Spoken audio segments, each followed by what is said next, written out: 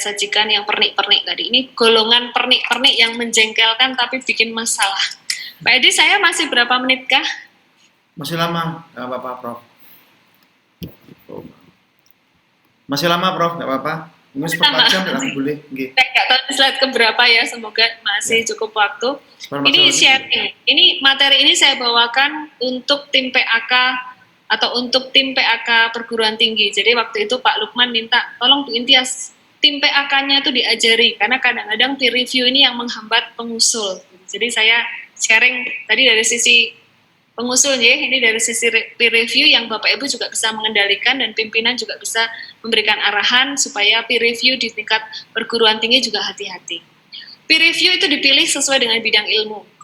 Kalau tidak ada bidang ilmu yang sama, naik sedikit kelompok bidang ilmu yang memiliki keahlian yang selaras. Jadi kalau kita di ekonomi, akuntansi, begitu khususnya, saya harusnya cari akuntansi. Nggak ada yang akuntansi, naik ke ekonomi boleh nggak? Boleh, tapi ada garisnya nggak?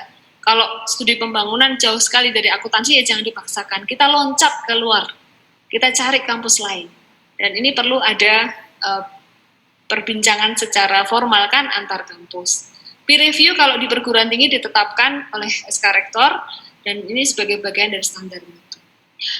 Peraturan Menteri Pendidikan Nasional ini peraturan lama tapi belum dicabut, jadi masih berlaku. Siapa yang harus melakukan peer review? Di pasal 9 disampaikan. Yang harus mereview adalah rekan sejawat, paling sedikit 2 orang, memiliki jabatan fungsional kualifikasi akademik yang setara, misalnya begini tadi, setara itu saya mau mengajukan ke lektor kepala. Saya dari lektor ke lektor kepala. Di kampus hanya ada doktor lektor kepala. Boleh nggak?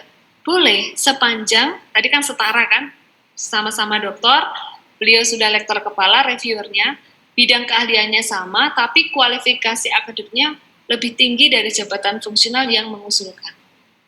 Jadi misalnya tadi, saya dari lektor, saya mau mengajukan ke lektor kepala, saya sudah doktor, maka yang mereview saya juga harus doktor dong, dan sudah lektor kepala, jabatan fungsional lebih tinggi daripada kita yang mengusulkan. Maksudnya begitu. Ini amanat peraturan Permendiknas yang belum dicabut. Jadi nanti kalau di Unisbank sudah ada lektor kepala cukup besar, teman-teman lektor kepala dan doktor ini bisa menjadi tim PAK internal Unisbank. Ini contoh hitung-hitungan poin tadi. Ada penulis 1, 2, dan korespondensi. Contohnya, kita nulis di jurnal Sinta 2, poinnya 25. Ditulis A, B, dan C. B ini adalah corresponding author sekaligus sebagai pengusul. Berapakah poinnya si B? Dan gitu. Si A dapat berapa? Si A dapat 40% dari 25. Corresponding author menurut aturan ini dapat berapa? 40% juga. Ya. Sisanya dibagi oleh penulis ketiga. Ya. Ya, ini kalau misalnya penulis 3 korespondensi, nanti hitungannya kalau ini 40% kali 25, 40% ini 20% kali 25. Ini penulis 2 yang korespondensi ya. Ini angka-angka tadi sudah saya. Nah, di mana Bapak Ibu mengecek Sinta itu di mana? Tinggal klik sinta.ristekbrin.go.id, tinggal trace di situ. Jadi hati-hati pada jurnal, sekarang ada jurnal palsu loh Pak Edi. Kemarin Pak Lukman bilang, ini ada jurnal yang menduplikasi jurnal yang Sinta.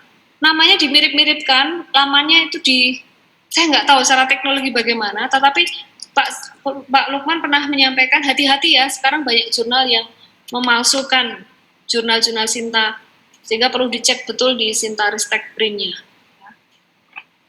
Istilahnya kalau di jurnal Sinta ada Open Journal System, Bapak Ibu bisa cek di situ di panduan OJS.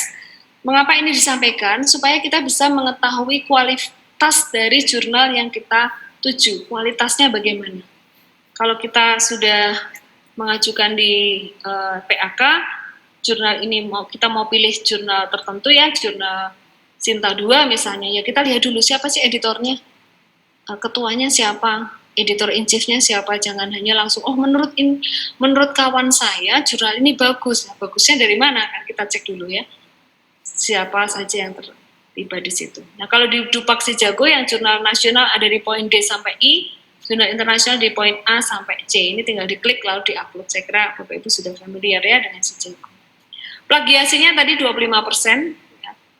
Ini kenapa saya sampaikan, karena reviewer kami sebagai reviewer tuh diminta ngecek betul bagian ini.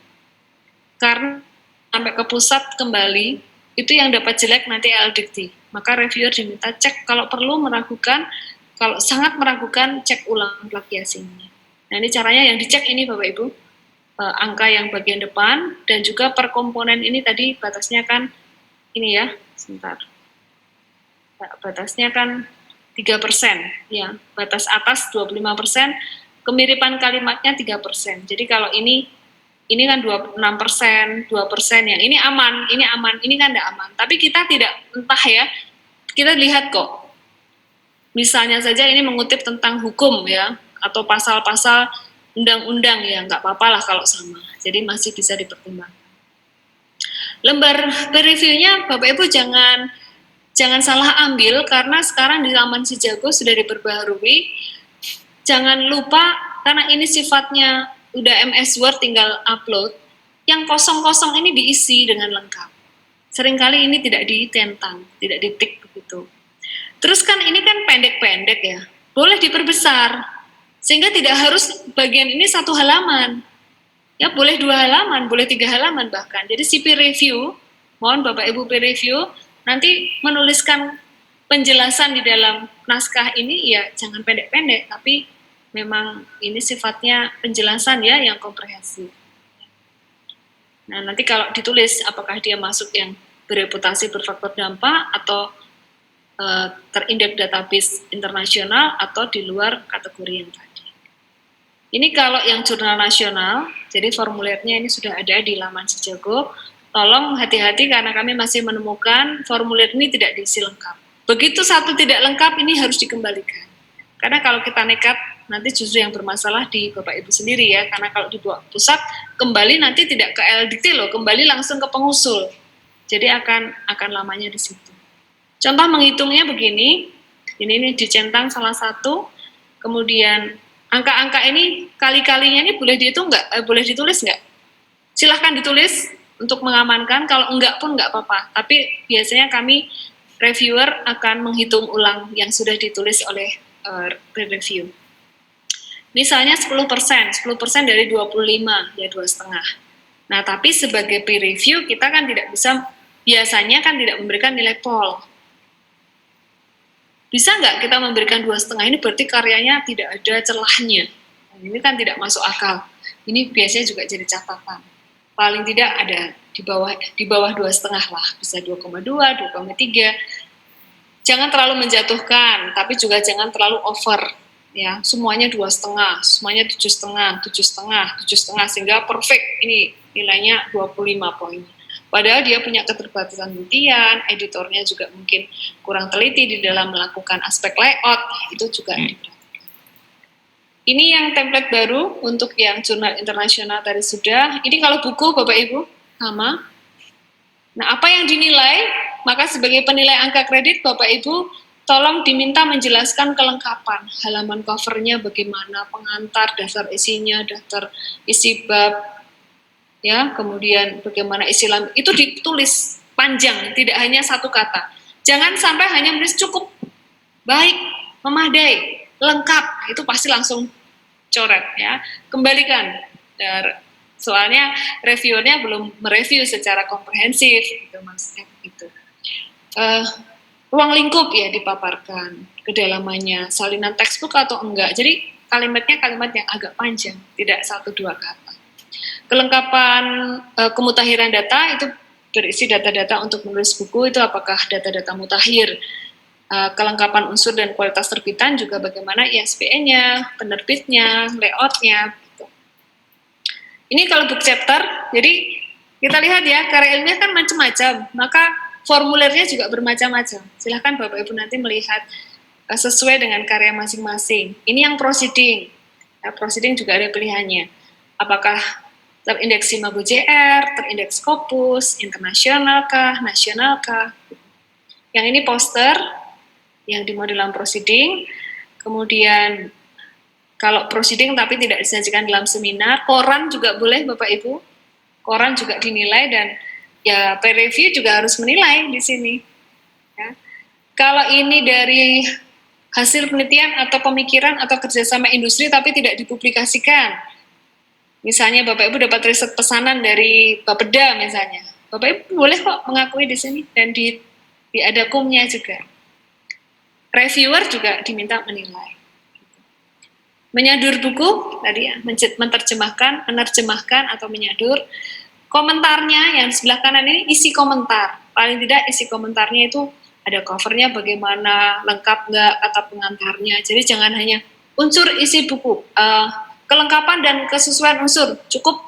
Nah, jangan begitu, nanti akan dikembalikan. Tapi diberi cover sudah disajikan dengan memadai, dilengkapi dengan ISBN, dengan ukuran buku, lalu kata pengantar sudah diberikan sebagai bagian awal, kemudian di bagian berikutnya disajikan daftar isi dan penjelasan bab demi bab. Pada akhir buku dilampiri dengan referensi. Jadi kalimatnya panjang begitu, jangan pendek ya. Kemudian yang dinilai si jago itu 1, 2, 3 ini dari kualitas paper Bapak Ibu. Sementara yang poin keempat adalah kualitas jurnalnya. Jadi si PAK, reviewer, peer review itu akan menilai 4 hal ini.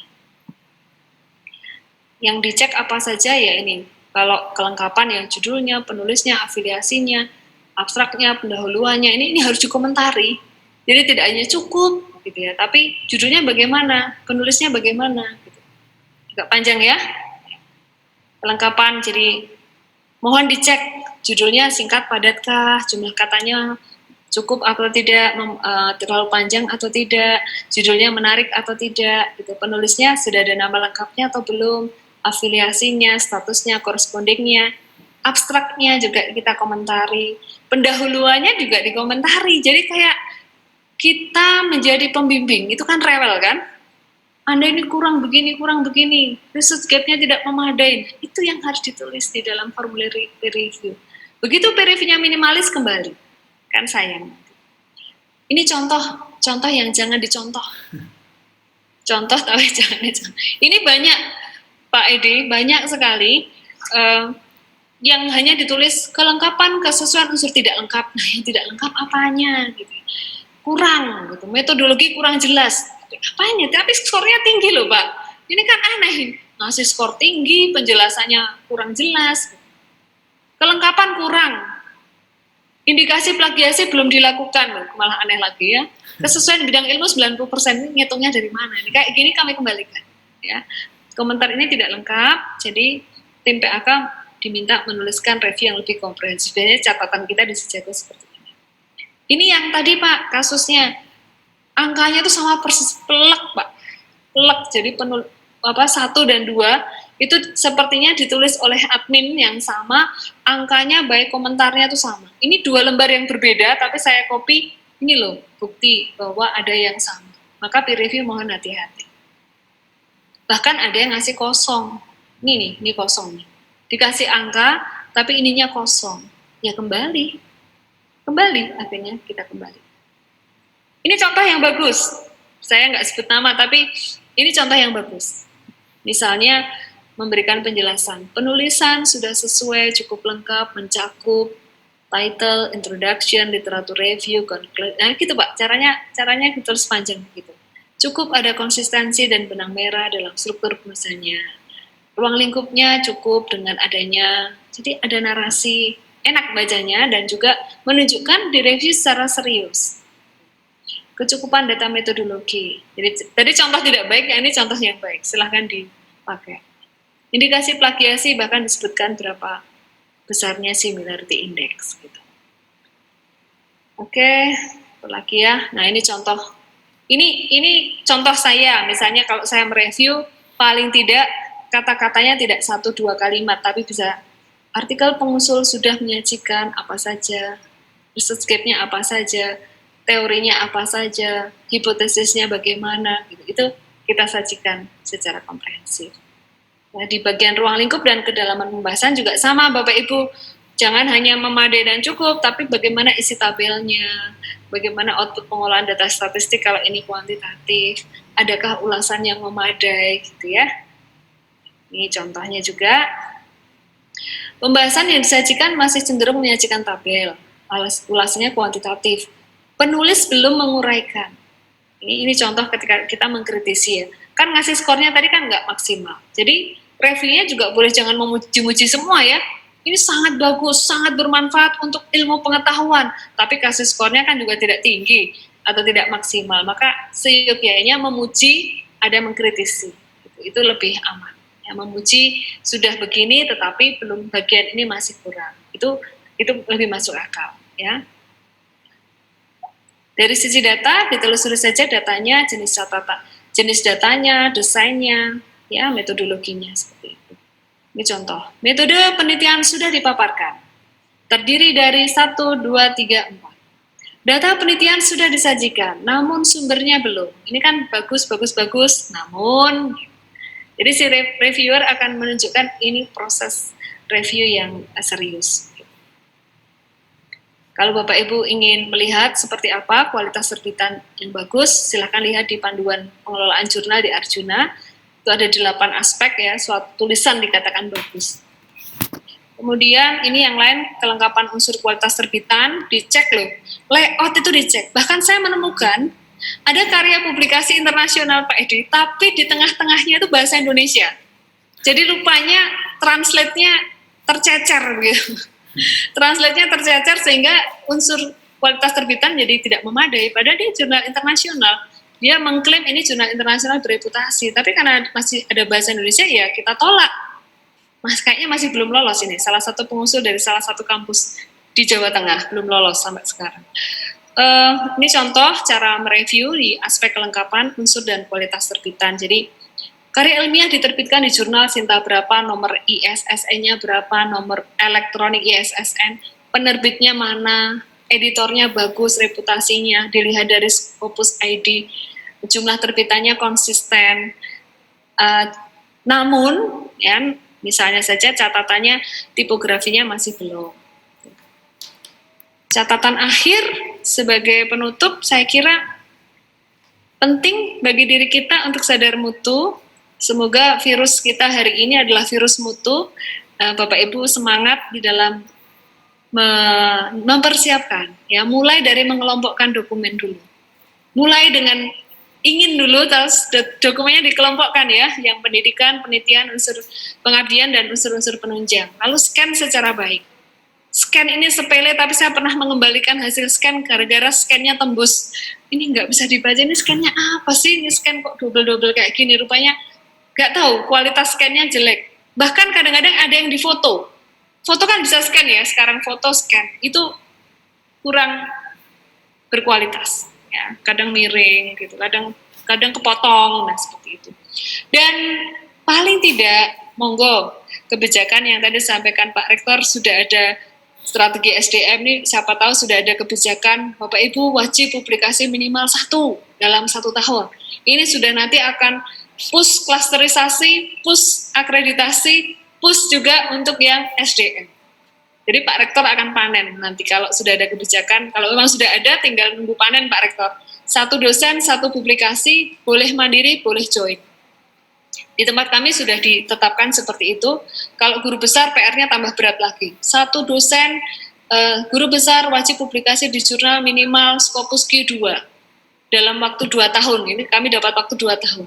Tapi per tahun itu wajib yang 1 orang 1 publikasi di luar Scopus seperti itu. Nah, caranya adalah, ini salah satu strategi kalau diperkenankan. Kami para dosen ini sekarang bisa publikasi dengan mahasiswa, dan mahasiswa yang publikasi semasa tugas akhir ini diakui sebagai skripsi. Jadi di Fakultas Ekonomi kami mahasiswa dan dosen yang sudah publikasi itu nggak urus ujian skripsi, tapi langsung dikonversi menjadi nilai. Nah ini bagi dosen dapat kum, bagi mahasiswa juga dapat prestasi karena tidak perlu ujian skripsi. Dan pastikan Bapak Ibu tulisannya yang konsisten ya dengan pilihan ini, seperti kita mencari belahan jiwa begitu, konsisten, jangan kesana kemari menggak-menggok, tapi kita roadmap-nya jelas. Karena nanti waktu hibah dikti juga berpengaruh. Pastikan Bapak Ibu mengajar juga konsisten dengan bidang ilmunya. Jadi saya kira itu yang bisa saya sampaikan. Mohon maaf kalau banyak kekurangan atau mungkin nanti ada yang mau didiskusikan. Monggo saya kembalikan kepada Pak Edi. Jadi Prof. Intias Utami, terima kasih atas paparan dari tadi mulai jam hampir 1:30 sampai jam 3. Mudah-mudahan teman-teman dosen di tempat kami di Unisbank tadi bisa menyimak secara baik ya, dan bisa segera nanti kita bareng-bareng untuk mencoba melaksanakan usulan Java sesuai dengan level atau tingkat masing-masing. Mungkin tadi Prof. Uut nih sempat menanyakan di kami ada 3 jurnal yang sudah tersintakan, Prof. Sinta 4-nya 2, Sinta 5-nya 1. Terus juga kami juga beberapa itu mencoba untuk mengikuti perguruan tinggi lain, Prof. Seperti di UKSU juga kami juga sudah melaksanakan kewajiban untuk publikasi. Jadi kita juga mewajibkan Scopus atau pengganti Scopus juga, Sinta juga sudah dengan poin-poin tertentu juga sudah. Terus yang ketiga kita juga sudah memberikan ketentuan kepada mahasiswa yang bisa terbit di Sinta itu tanpa ujian skripsi, Prof. Sudah ada, sudah mulai tahun inilah, tahun kemarin dan tahun ini sudah kita mulai jalankan. Saya kira ini sesi yang kedua tanya jawab untuk teman-teman yang tadi sudah menyimak. Mungkin saya bacakan atau bisa langsung tanya ya, Prof. Karena ini di chat sudah ada banyak pertanyaan dari. Ya. Saya baca dulu. Saya bacakan tidak apa-apa. Jadi yang pertama dari Pak J. Widiatmoko, tadi mohon dijelaskan arti pentingnya proofread sebelum publikasi. Ada teman yang selalu mengatakan saya tidak pernah lakukan proofread kok ya diterima di jurnal internasional seperti itu. Dan beliau menanyakan juga untuk dosen izin studi lanjut tetapi tetap mengajar full, apakah boleh mengajukan kenaikan Java? Mungkin itu dulu, Prof. Nanti saya bacakan yang berikutnya. Ya, Pak Widiatmoko, salam kenal Bapak. Wah, ini luar biasa, Pak. Tidak pernah proofread diterima di jurnal internasional. Ya, jurnal internasional macam-macam. Sangat banyak. Ada jurnal internasional yang memang menawarkan jasa proofread satu paket. Jadi kita tinggal submit, kemudian jurnal tersebut yang justru melakukan proofread dan nanti charge biaya tertentu. Saya pernah bertanya ke tim pusat, Bu, kalau kita diminta di dalam website itu ada publishing fee 5 juta, itu masih masuk akal nggak kalau menurut PAK? Kebetulan saya tidak pernah ikut yang bayar-membayar, karena saya ambil yang Emerald itu yang free ya, yang apa istilahnya? Tidak open access. Jadi memang kalau open access kan harus berbayar. Saya pilih yang tidak bayar. Nah, kemungkinan Pak Wid, jurnal internasional ini tidak melakukan proofread atau Bapak tidak melakukan, tapi si jurnalnya melakukan. Atau yang saya khawatirkan jurnalnya mungkin memang kurang selektif. Makanya kita harus hati-hati memilih jurnal internasional. Sama-sama mengatakan jurnal internasional belum tentu jurnalnya aman, Pak. Si pengelola jurnal pun hati-hati dengan kemarin kami diingatkan jurnal India, Pakistan, Bangladesh. Itu 3 negara yang terindikasi sering menawarkan publikasi dengan cepat dengan biaya yang mungkin 5 kadang-kadang 10-an juta, 5 sampai 10 juta, tapi itu tadi tidak pernah dilakukan proofread. Sehingga ya seolah-olah itu aman. Nanti ketika tim reviewer LDT mengecek, bisa jadi aspek yang kualitas publikasi itu menjadi catatan gitu Pak Wid ya. Kalau dosen izin studi lanjut, tapi tetap mengajar full, apakah boleh mengajukan kenaikan Java? Nah, kalau studi lanjut, Bapak punya SK pendidikan, punya SK penelitian, punya SK pengabdian. Boleh nggak mengajukan Java ya? Ya sebenarnya ini kebijakan pimpinan sih Pak. Kalau Bapak studi lanjut, Bapak apa mengajarnya full, SKS-nya besar. Kalau SKS-nya full penuh ini kan, ya kalau di tempat kami kebetulan kalau dosen studi lanjut kan harus cuti untuk sekolah. Tapi kalau tetap mengajar, bolehnya boleh toh Pak, karena Bapak punya SK. pengajaran. Hanya SK mengajarnya kan pasti tidak full. Nah, berarti Bapak tetap melakukan pembimbingan, tetap ada tugas akhir juga ya, membimbing, ada KKN, mungkin ada magang. Nah, terus dilanjutnya kan akan bagaimana nih?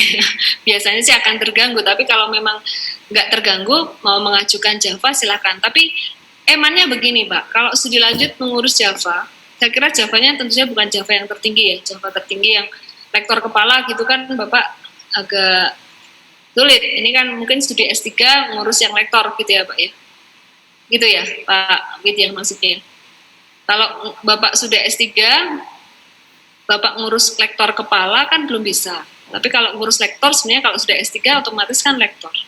Itu tadi yang saya sampaikan. Jadi prinsipnya gitu. Di berikutnya Prof itu yang pertanyaan ijazah dari Prodi terakreditasi minimal C, tetapi untuk institusinya B atau A, apakah mungkin terkait yang tadi Prof, terkait yang Prodi yang harus minimal B tadi Prof, akreditasinya. Ya. Memang aturannya Prodi Pak Pak Hersa Toto. Iya. Satoto, aturannya memang ini Prodi Pak, bukan institusi. Sehingga kalau prodinya masih C, sementara Bapak sedang mengajukan proses jabatan fungsional, ya disampaikan saja nanti memang itu ada judgement Pak. Biasanya ada judgement di tim kecil begitu, di tim PAK. Karena memang aturannya harus B. Aturannya memang harus B. Ada, kalau sampai saat ini memang belum ada yang C lolos, memang diminta tetap yang B. Karena ini berarti kan rekrutmen dosen di kampus kan juga menjadi penting ya, kita melihat calon dosen ini berasal dari prodi mana. Tapi seandainya Pak Hersa ini mengajukan pengajuan jabatan fungsional, sementara prodinya masih C, dan yang institusi beda atau A memang yang dilihat yang prodinya Pak. Mau saya nambahkan Prof, kalau ada ijazah S2-nya itu belum terakreditasi ketika dia sudah lulus S2 gimana Prof? Artinya baru proses sekarang kan sudah. Kalau sekarang sudah, waktu lulus S2 belum, tapi ya. Sekarang kan sudah. Nah, itu bisa dipakai untuk justifikasi, Pak. Yang sekarang itu bisa contoh yang dipakai yang sekarang. Itu salah satu. Kalau dulu mungkin belum, tapi sekarang sudah. Ini bisa sebagai justifikasi tim LDT untuk meloloskan. Ini pertanyaan dari Pak Zuri, ini banyak teman kami yang sudah puluhan tahun, bahkan ada yang belasan tahun juga belum mengajukan Java karena mungkin dokumennya ada yang hilang Prof. Ada yang sudah tahun Pak Juli tahun 2001 hilang dokumennya, mungkin seperti itu ya. Apakah itu harus disediakan ataukah bisa dimulai dari tahun beliau akan ngurus gitu Prof? Pertanyaannya. Bisa Mbak Zuli, jadi karena ini kasus yang banyak ya, kalau dihitung saya sudah 1.000 loh gitu kan, mau ngurus lektor sejak 2001, berarti Bapak mau ke lektor kepala, pakai aturan sekarang. Nah, SK mengajarnya kalaupun tidak lengkap yang dulu tidak apa-apa ya, tidak apa-apa, tapi kalau SK mengajar saya kira masih terekam ya Pak kalau di kampus ya. Kalau publikasi mungkin belum OJS itu. Kalau publikasi belum OJS diakui yang publikasi terkini Pak. Ya, bagaimana kalau dokumennya hilang Prof? Misalkan dokumen yang awal tahun 2000-an itu beliaunya sempat kehilangan gitu, apakah harus diadakan? Misalnya ya, SK mengajar kah? Iya, SK mengajarnya maksudnya. Ya, pakai yang tersedia saja toh Pak, nggak apa-apa. Bisa diajukan.